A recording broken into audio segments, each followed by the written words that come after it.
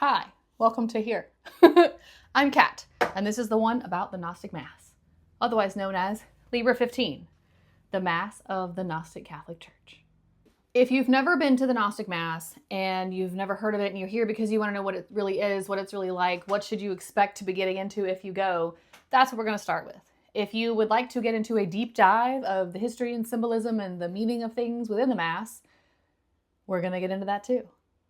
To start, there isn't any worship of any specific gods or goddesses or any individuals, and it doesn't require you to have a belief in any specific supernatural event. The main point of Liber XV is your own identity and your soul's union with the divine. Once you start going to the Gnostic Mass and then study it and experience it, you'll understand it more and more over time.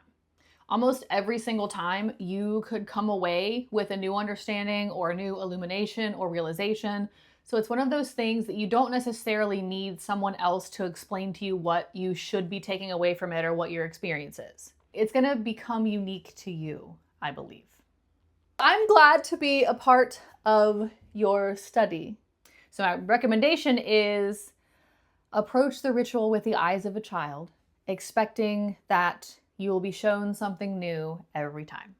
So what even is it? The Gnostic Mass is actually called Liber XV, or the Mass of the Gnostic Catholic Church. So what is the Gnostic Catholic Church? Or we're going to whiteboard this. Ecclesia Gnostica Catholica. Boop. I hope you can see that. Ecclesia Gnostica Catholica, or EGC. This is the Gnostic Catholic Church. What is the Gnostic Catholic Church? Well, the Gnostic Catholic Church is the ecclesiastical arm, or the church part, of OTO. What is OTO? I'm glad you asked. Ordo Templi Orientis, or the Order of the Oriental Templars. OTO. EGC is the church part of OTO. Okay, what's that? OTO is the first religious body?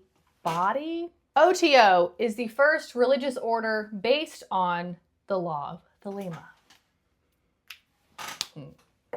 Red. Ta-da! I'm an artist, but you probably can't tell. And so the Gnostic Mass, Liber XV, is the central ceremony of public and private celebration of OTO. And its purpose is to share with the world the law of Thelema. You, as a person of the world, are invited to participate in the real Thelemic magic of Liber XV. This ritual was written by Aleister Crowley sometime after he and his wife received the Book of the Law through divine dictation. The reception of that book in 1904 is what started the new aeon that the world is in, the age of the crowned and conquering child. And that began the law of Thelema. Thelema, in a word, means will. In 11 words, it is, do what thou wilt shall be the whole of the law. Basically, Crowley wanted Liber XV to kind of summarize the secrets and mysteries of OTO in a way that was touchable by the everyday person in their life.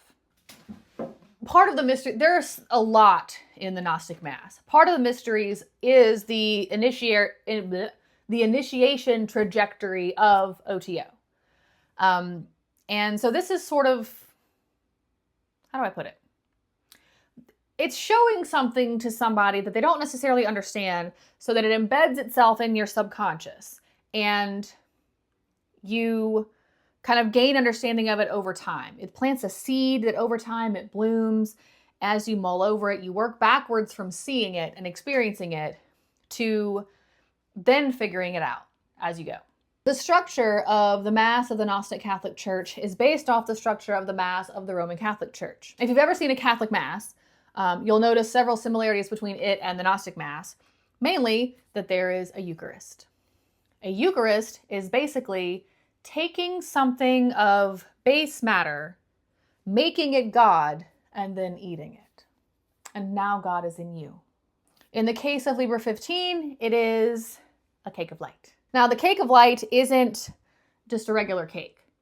It's specially made for the Gnostic Mass. So one of the ingredients is the ash of the burning of a sacred incense. It also has honey and meal, which is usually going to be of a wheat variety, olive oil, and oil of peppermint.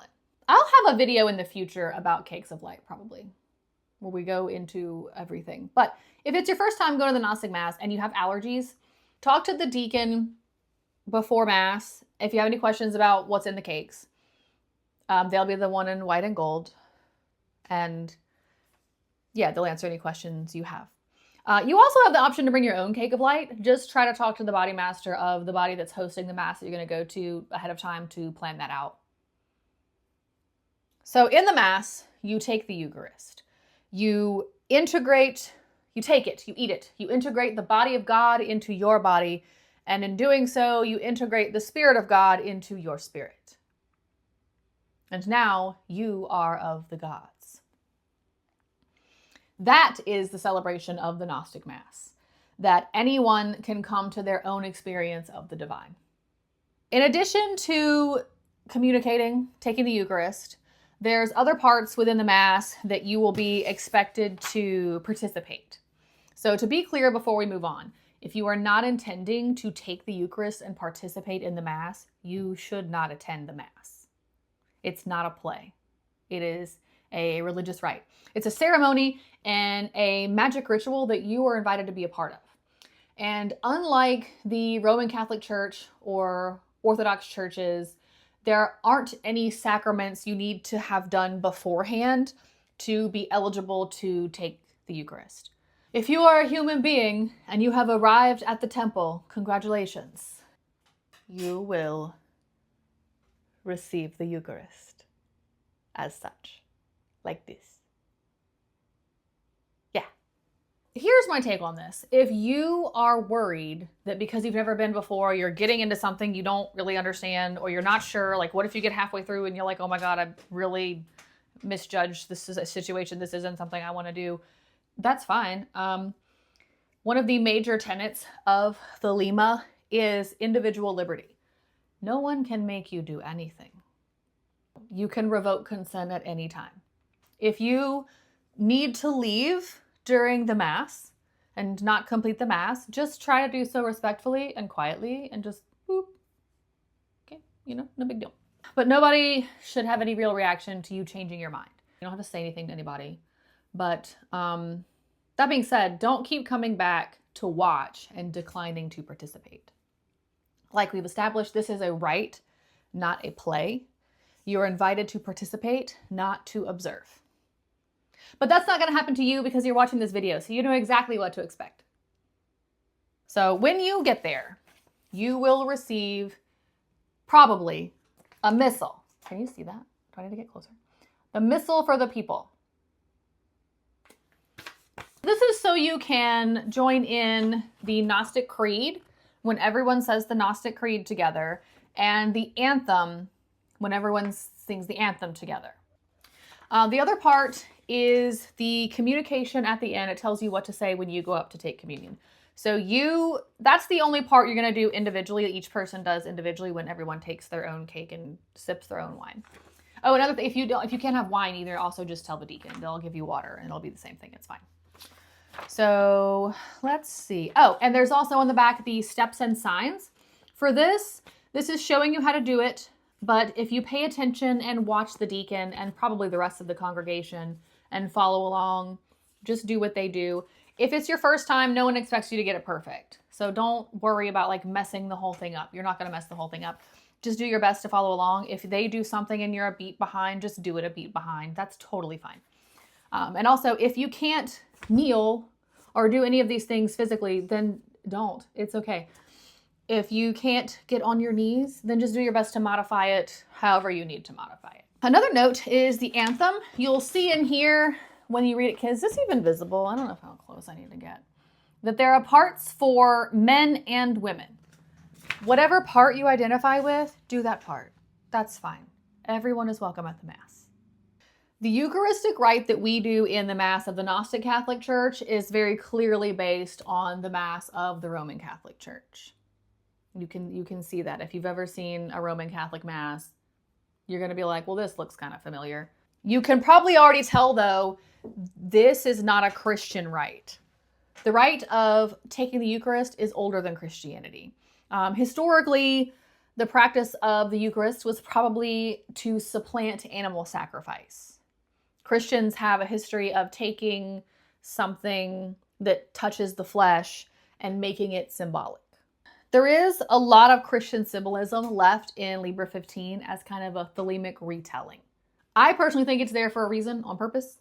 There's a reinterpretation of a lot of Christian symbolism and mystery in Liber XV and in Thelema as a whole. Basically, it might be tempting to think like, oh, well, just ignore the Christian part. Like, it's whatever. Crowley wrote the Mass when he was visiting Moscow and was witnessing the liturgy of St. Basil. So the Russian Orthodox. So it's based on the Mass of the Roman Catholic Church, probably, but also he was very inspired by the Orthodox Mass. So it's both. But I don't think Crowley just thought it was a cool structure to copy. There's components that he left in it that are meant to be witnessed that are some of the central mysteries of the Gnostic Mass. You will also hear, for as much as meat and drink are transmuted in us daily into spiritual substance, I believe in the miracle of the Mass. Basically, as much as metabolism gives me consciousness, I believe that you can take this thing and turn it into something else. There's a lot going on in the Mass. I'll probably say that 100 times, but among those things is an honoring of the harmony between nature and the natural world and consciousness, human consciousness. The sun and the moon and the tree and the flower, the earth, the fire and the water, the man and the woman, the father and the mother of the son and the daughter, and the mountain and the seasons. And all of these things are worthy of worship because they're what keep us alive. They're the reason we have life. So we create this culture around them to celebrate the sacredness of the fact that we're able to exist because of everything. Because of nature. The very basic relationship between us and the natural world and all the intricacies of us even being able to exist, we make them sacred. And it's not to say that there isn't the supernatural, but that even if there wasn't the supernatural, that's enough. That we exist is enough to celebrate, to think, wow, there's really something here that's amazing. That's a mystery. That we have food and drink and we eat it and it gives us consciousness. That the male and female components of humans come together to create an entire new human, their own being with their own consciousness, essentially out of nothing. That's amazing. That in and of itself is already a mystery worth honoring, celebrating. It's insane. How are we even here? The mystery of consciousness. But yeah, in the communion part, the Eucharist, you'll actually see in the Missal, when you take the host, in my mouth be the essence of the life of the sun. You drink the wine, in my mouth be the essence of the joy of the earth. The life of the sun and the joy of the earth. And that is our relationship to the transubstantiation. That we say, look, there's a miracle, and it's our own existence. And that's one part that's going on in the Mass, but wait, there's more. And the purpose of this video, I don't know, is to talk about the history of the Mass. Do you want to come to Mass? What's the point of the Mass? I hope I've answered that, but to continue, I don't know if I want to get into like all the full guts of the machine, because there's a specific mystery, but there's also kind of a universality, is that the word? Universality to it that It's applicable to so many cultural stories that you can see in the Mass. Like, I have a list here. I'll read it. Actually, I'll write it.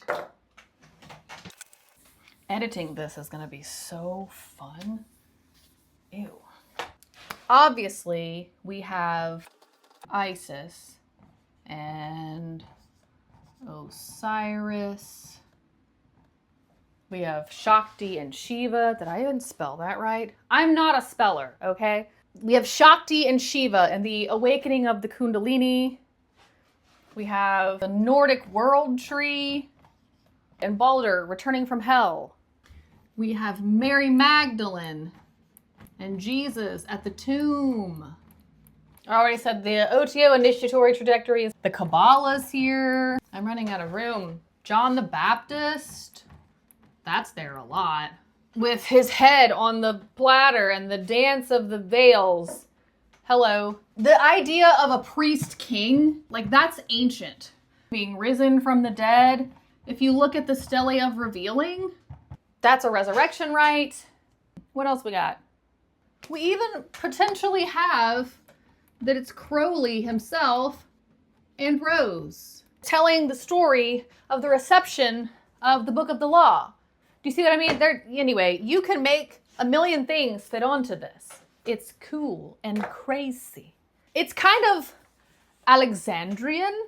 You have Greek deities, Roman deities, Egyptian deities, and Jewish thought and everything, everyone all crammed together in one city to share ideas. But that's where we got like the Greek papyri, all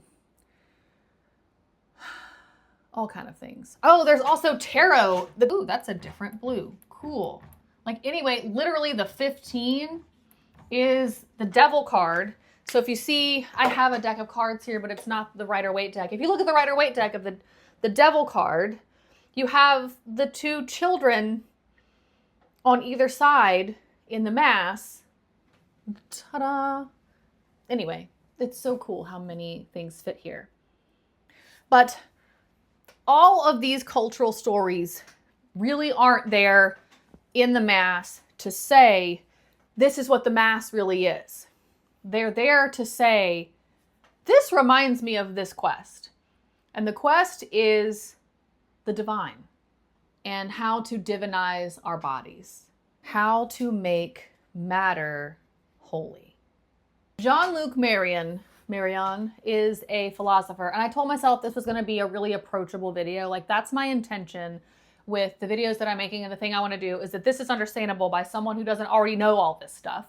So I told myself I wasn't going to quote philosophers and theologians and all the authors that I've read about this and blah, blah, blah. I don't want you to feel like you can't watch videos from me about this without having like a scholarly back knowledge. So anyway, I'm going to quote one guy, okay?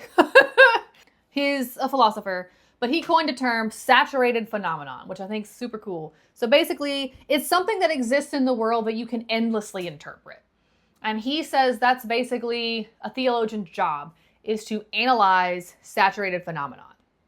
And the Eucharist and the Gnostic Mass are saturated phenomenon. That's why it contains all this allegory and all this mystery and there's all these historical and cultural stories that when you read them or look at them and apply them to the Mass, every time you see this ritual or participate in this ritual, you could be shown something new. That's what I mean. Like, all of these have a piece of the knowledge that is meant to be imparted onto you, I think. Is that a good way to say that? I think that's a good way to say that. Makes sense to me.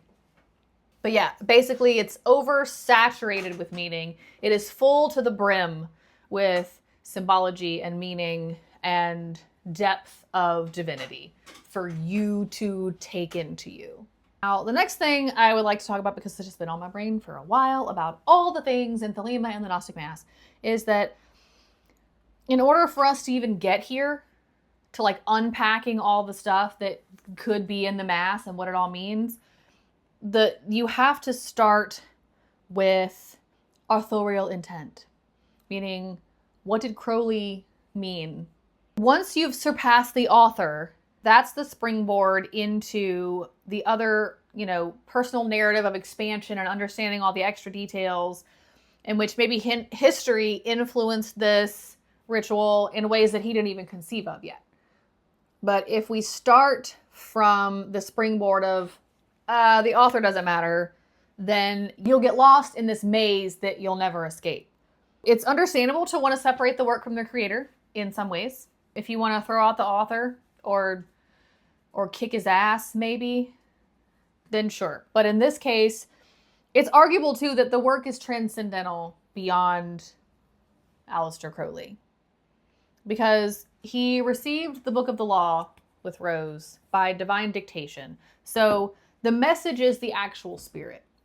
The entire tradition is based on that divine reception, a received text. That's how we got Thelema. But the problem you run into when you jettison the author is that there has to be some kind of criteria that makes it to where all interpretations aren't equal.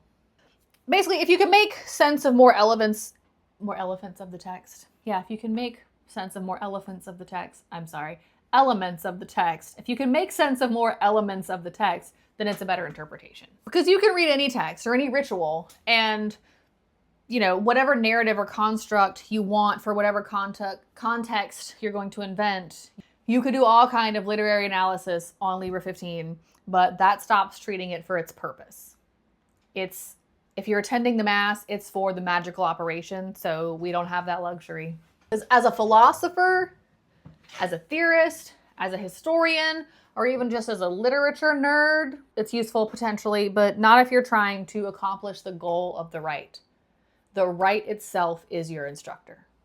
So that's the difference. You can definitely criticize your teacher, no doubt, but when you start out, you might miss the lesson you're meant to receive.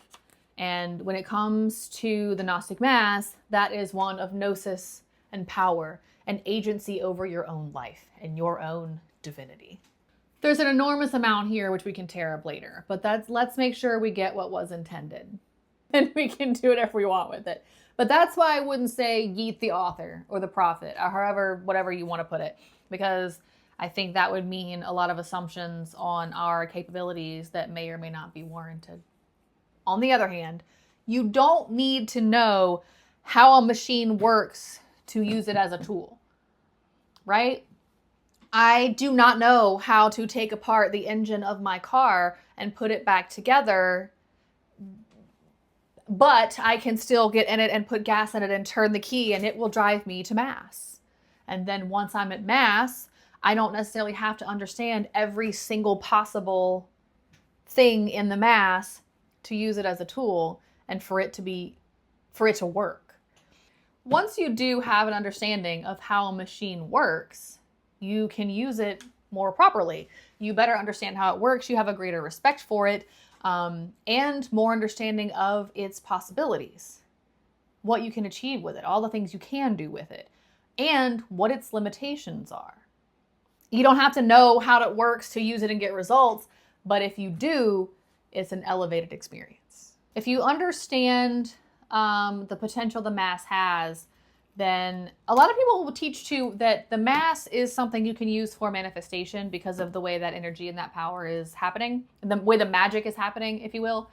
Like Lamala Duquette is, I'm going to quote more people. He's a Knight's degree in OTO. He's an author and a speaker. He teaches a lot about Thelema in OTO. So he has a lecture with his wife, Constance, on the Gnostic Mass. And in it, he does talk about like manifestation, basically. Like that's a potential use for the tool. Like that's another thing that Mass is for. So I hate to disagree with the Ninth degree. Do I want to put that in there? I don't know if I want to put that in there. Let me think about that. Where are we going next?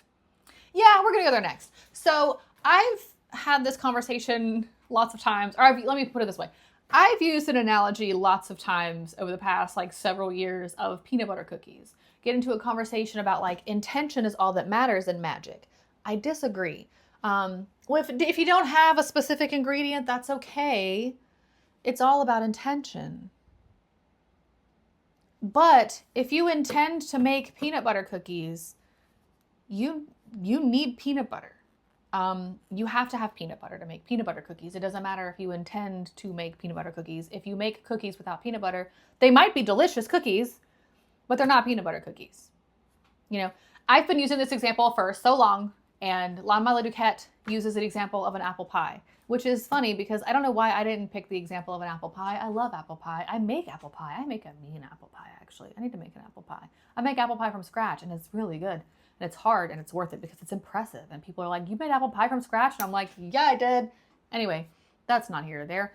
Point is, there's lots of ways to make an apple pie. Lots of ways to make peanut butter cookies, probably. They're very simple. But they're still peanut butter cookies, even if with some variations in it. But at a certain point, if you change it enough, it's not peanut butter cookies anymore. It's not an apple pie anymore. If you put a different kind of fruit in it, it's just not an apple pie. It might be a pie and it might be great, but it's not an apple pie anymore. I don't even know for sure why I got into that. If you see Liber 15 and you participate in it and you go to the ritual, I should say, you might see it differently in different places. And there might be variations you can put on it. But that's why earlier I said, approach it with the eyes of a child, that you're going to see something new and different every time. But at a certain point, you could change it into something that's not the Gnostic Mass anymore. So it's weird because some people will teach that, and this is ThelemaCat included, that it is useful for manifestation.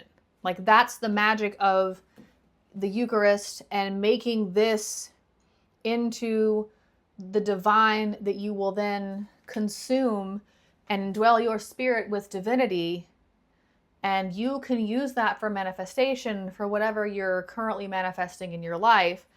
I'm torn on if I hate that or not, if I'm being totally honest with you, because I feel like that misses the moment, because you can use the magic to manifest your special person back, or a new car, or whatever, or you could join forces with the divine.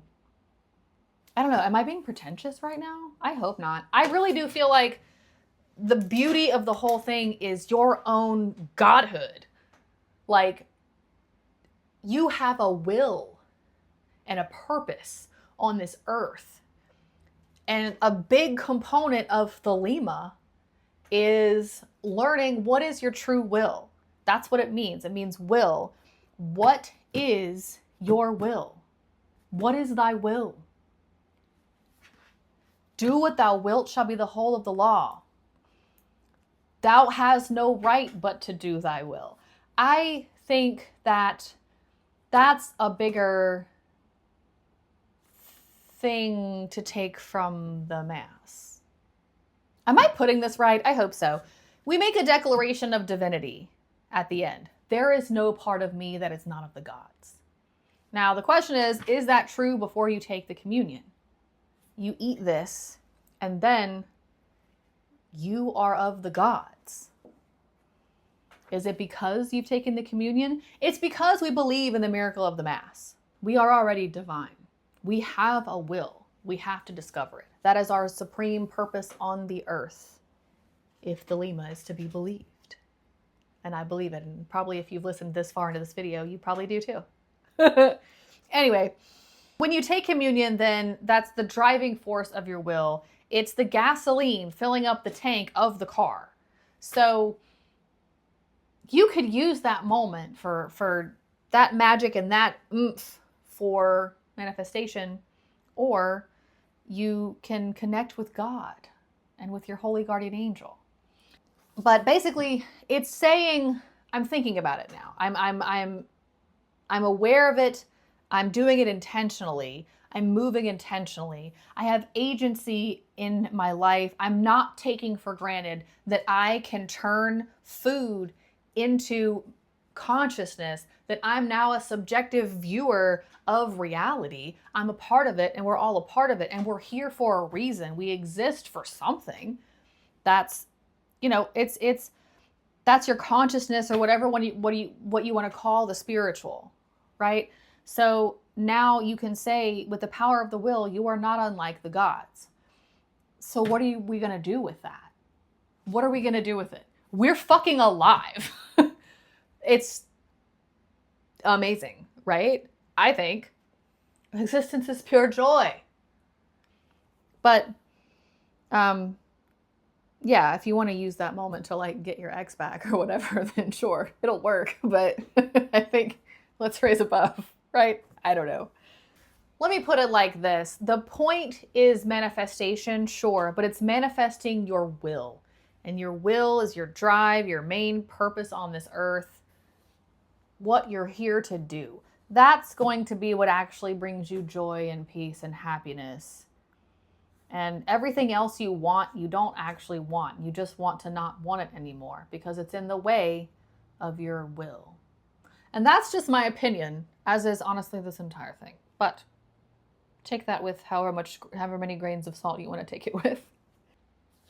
Anyway, yeah, I think that might do it for beginner level, hopefully beginner level enough. I really wanted to make this video for anybody who was like, what is that? I've literally never heard of it. So hopefully if that's what you were looking for, you found that here, because that's what I mainly wanted. But and to get into like, oh my God, there's so much in the Mass that if you've seen it or been to it and experienced it and participated lots of times, there's still more to unpack. It never gets old. You'll keep learning and experiencing new things about it. So basically I'm saying, if you have been invited to the Gnostic Mass, I hope you go. And I hope this helped you want to go and feel like it's something exciting that you want to be a part of.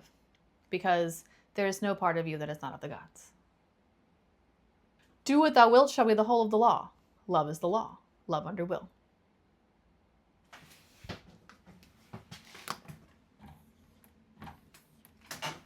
Thanks for watching. I didn't mean to put Jesus in the middle of the heart. That's kind of opposite of... Anyway. Let me make a whole video about a Christian heresy and then heart Jesus at the end. That makes sense. We'll do this.